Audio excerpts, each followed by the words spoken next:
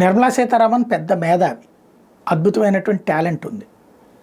At the same time మంచి educated. ఆవిడ ఆర్థిక మంత్రిగా కంటిన్యూస్ కొనసాగుతుంది. కానీ ప్రత్యక్ష ఎన్నికల్లో ఈ రోజు వరకు పోటీ చేయలేదు. ఎందుకని? ప్రత్యక్ష ఎన్నికల్లో గెలవలేరు మేధావులు. మన్మోహన్ సింగ్ గెలవలేడు, ఈవిడ గెలవలేదు. కానీ దేశానికి సంబంధించిన దాంట్లో ముఖ్యమైనటువంటి అవసరం. ఇక్కడ బీజేపీ క్యాడర్కి ఆవిడకి మధ్యన కమ్యూనికేషన్ గ్యాప్.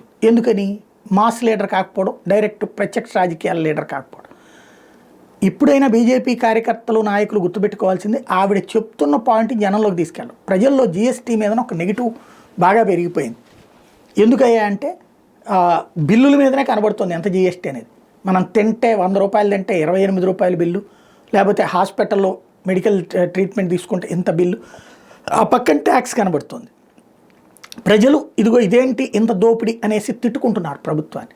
సమాధానం చెప్పాల్సింది, కన్విన్స్ చేయాల్సింది బీజేపీ వాళ్ళు. కానీ అది కనిపించట్లేదు. అయితే నిన్న కొన్ని ఈ ప్రతిపక్షాలు విమర్శించినటువంటి సందర్భంలో దానికి సమాధానం ఇస్తూ నిర్మలా సీతారామన్ రైట్ చేసిన పాయింట్ ఏంటి?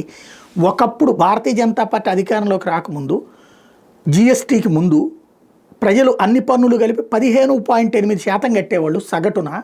ఇప్పుడు జీఎస్టీ తర్వాత 11.3% మాత్రమే పన్ను కడుతున్నారు. ఇది తేడా అని చెప్పుకొచ్చింది. ఒకసారి ఆ బీజేపీ వాళ్ళు ఆ నిర్మలా సీతారామన్ దగ్గర కూర్చుని ఆ వివరాలు ఏంటో తీసుకుని ఆ వివరాలని ప్రజలకి ఎక్స్ప్లెయిన్ చేస్తూ తద్వారా ప్రజలకి అసలు విషయం చెప్తే ప్రజలు చర్చించుకుంటారు. అప్పుడు ఈ వ్యతిరేకత కొంతమేరన్నా తగ్గుతుంది, శాంతం పోదు. అది ఆలోచించుకోవాల్సింది.